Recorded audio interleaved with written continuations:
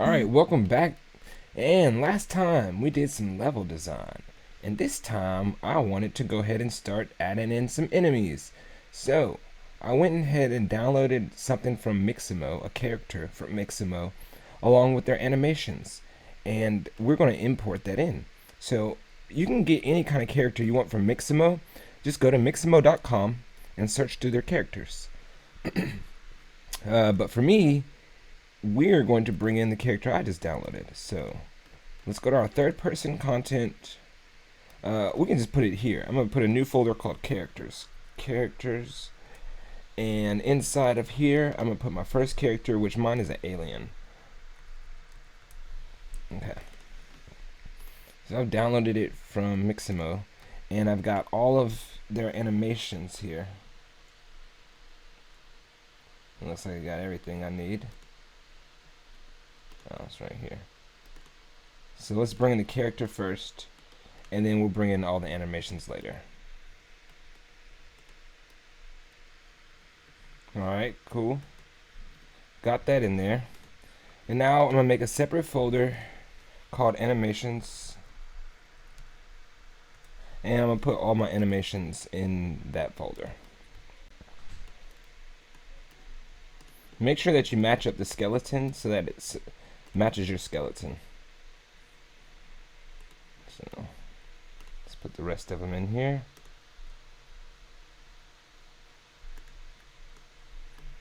There we go. And match the skeleton up and import.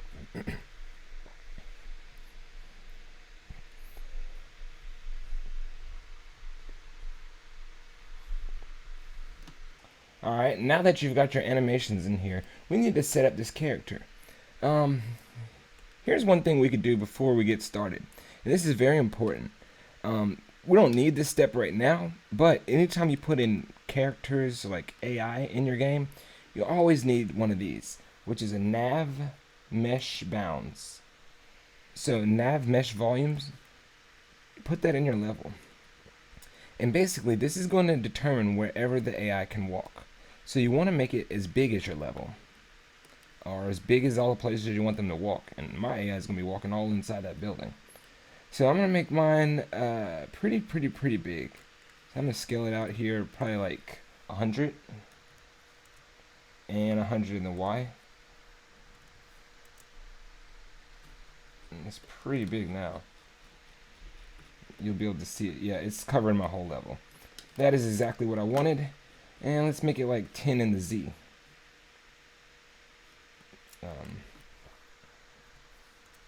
And that way, it'll cover my whole level. And if I wanted to see what it's covering, all I have to do is while I'm hovering over my level, come in here and press the letter P. Or click in there and press the letter P. And you'll see all the green areas. And these are all the areas that the AI can walk in. So now you'll know that your AI can pretty much go anywhere you can go. So that's good news. So that's what you want to do. You just want to make sure that your bounding box, your nav mesh, is covering your whole level.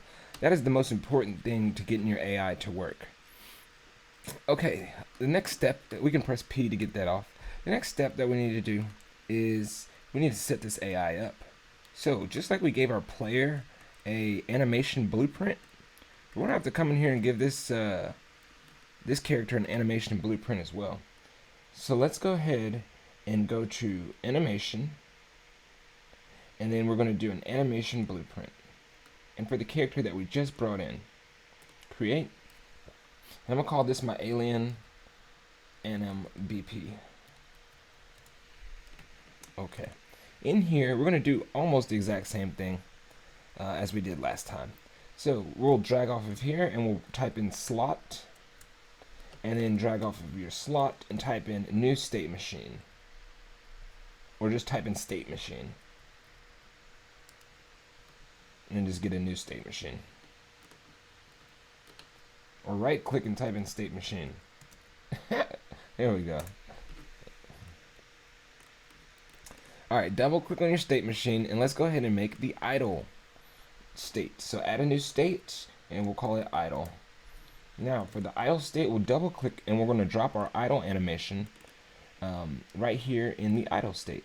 And his idle animation was him with the rifle. So rifle idle 1. Perfect. Now what we need to do, whoops, I clicked out of that too fast for y'all. But what we need to do is back in our animation blueprint here, we have to set up another state. So let's go ahead and set up another state, which is going to be our walk/run state. And this is where we're going to have to do a little bit of coding, or a little bit of logic actually. So in order to get our walk/run state, we need to set up a blend space. So come back into your character, right click, go to animation, and we're going to set up an animation blend space. Choose your character, and I'm going to call mine alien underscore BS for blend space. Double click on that, and you'll notice that it looks like the character one. It's the same thing. So for the horizontal axis, we'll call it direction. For the minimum, we'll put -180, and for the maximum, we'll put +180. Snap to grid, yes. Then for the vertical axis, we need to call this one speed. And for the minimum, 0. For the maximum, I don't want them to go that fast, so let's say like, I don't know, 400. Snap to grid. Alright, cool. Now we need to fill out this animation blend space. So here's all your animations on the right hand side, and we need to just plug them up. So on the bottom row, we need all the idle animations. So rifle idle was all my idles. So plug that all up. Now on the middle row, or really he doesn't have a run, so we can put this on the top. So on the top we're going to say walk. There should be like a walk in one. Walk with rifle, there we go. And walk right on the right hand side, walk left on the left hand side, and then backwards on both of the corners. Oh, I messed up here. This is walk left. Let's delete that one and put it backwards. Perfect. Alright, so now his blend space is set up. He should be able to walk. Let's go back into his animation blueprint. And for that walk run, double click on that, and we're just going to drag that blend space in. Just like this. Compile and save. We want to change the direction to a variable. So right click on direction and promote to variable. Right click on speed and promote to variable. Perfect. Now, when we go back to our new state machine, we have to fill out this condition. So double click on the condition, drag off your speed, get speed, and say greater than or equal to. And we'll just say like, I don't know, 1, 10, somewhere between there, 1 and 10. I'll do 5. Alright, back in your new state machine, from your walk run back to idle, let's give it some juice. Double click on that condition, and we'll say when the speed is less than whatever number you just said. So type in less than, and then type in the number that you just said. So mine was 5. Cool. Compile and save. So now they can walk and they can run. That's beautiful. We'll add some more in the next video to the state machine, but basically we want to get it set up so they can walk and run in this episode. So go to your event graph in your state machine, or in your anim BP, and this is what we need to do. We need to create a character for this guy. So before we can fill this out, we got to finish some things up. So go to your content browser, and we need to actually create a character. So what we could do, real talk, you could duplicate your third person character, but you can also right click and say blueprint class, and we need a character. So this is going to be alien underscore BP. Now for my alien BP, I'm going to double click on it, and you see everything's filled out here. So on the left hand side, just click on the mesh, and then we need to find our alien mesh that we just brought in. So for me, that's this one. Now, if yours comes in midways above this bubble, we need to make sure our mesh fits inside of this bubble. It's called their capsule collision. So drag it so their feet are down at the bottom of that. And also, there's a blue arrow that's telling you which direction your character should be pointing. Right now, he's pointing the wrong way. So we need to rotate him. Or her. And I'm going to do that one more time, because I need my snapping on. There we go. 90 degrees. Compile and save. Click on your mesh on your character, and then on the right hand side you're going to see animation mode. It says use animation blueprint, and then it says none. We need to change that none to the animation blueprint that we just made. And here's mine. Once you do that, your character is now moving around. So right there, that's perfect. It's kind of what you need. Back in the animation blueprint, now we can fill it out. So from try get pawn owner, type in cast to alien BP. Or whatever your character's BP blueprint name is. That's the one we just made. Okay. From here, what we're going to do is we're going to, from the owner, try get pawn owner, let's say get actor rotation. And then we're going to say get velocity. Alright. Right click and then say calculate direction. Plug your velocity straight into the velocity. Plug the actor rotation right into the base rotation. And then what we're going to do is, because this is direction, we're going to drag off our direction here and say set direction. Plug the green into the green. The next thing that we're going to need to set is our speed. So we can set the speed here. So after direction, type in set speed. And to get the speed, let's drag off of our velocity and type in length. And it'll be vector length. After you have the vector length, plug that into your speed, compile, and save. Alright, that's pumping up good. Now he can move, or he or she or this thing can move. Last thing we need to do is, in your blueprint, we need to give it a reason to move. Like, it's not going to move, but it can move, but it doesn't have any code to tell it why to move. So we can kind of do that. How about this? So, since this is AI, let's make him move and chase us when they see us. This will be simple.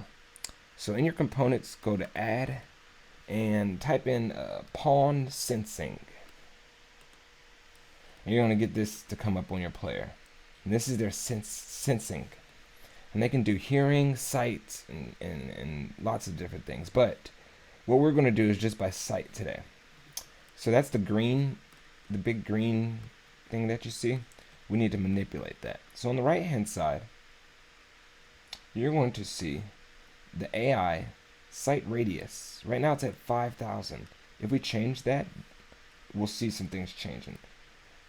But you won't see it too much until you change the peripheral vision angle. So check this. So this, anytime they see in the green, that means they can see me. Outside the green, they cannot see me. And then you can come into the radius and make it longer or shorter.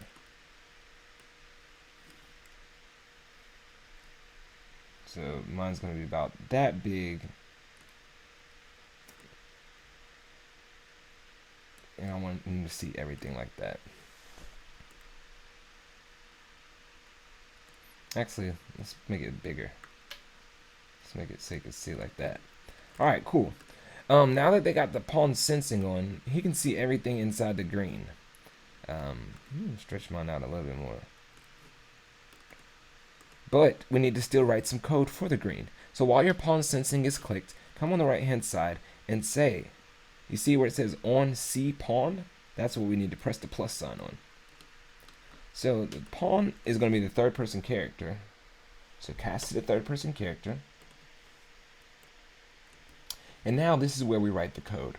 So when the AI sees the third person character, we want them to follow. It should be like a chase move to, I think it's AI move to. Yeah, there we go. There we go. And then just type in your, like, hook up your pawn to your character, and this is what should happen. It should start running after your player when they see them. Let's test it out. Let's make sure everything is working. And then if it is working, then we did a good job and we'll end the video. And in the next video, we'll make the character better. But if it's not working, we're going to have a lot of fixing to do. So there's my guy. Here's her.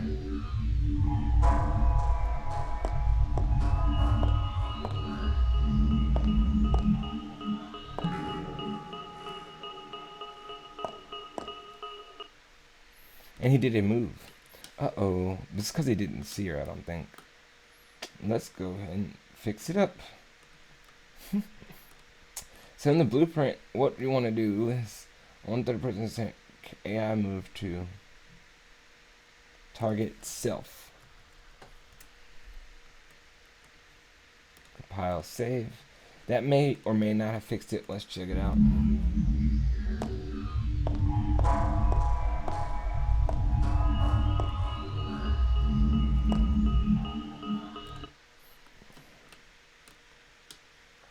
Alright, instead of AI move to, what we can do, let's try a simple move.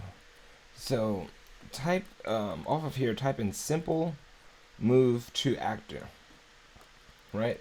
And the controller that we want is the AI controller, so AI controller.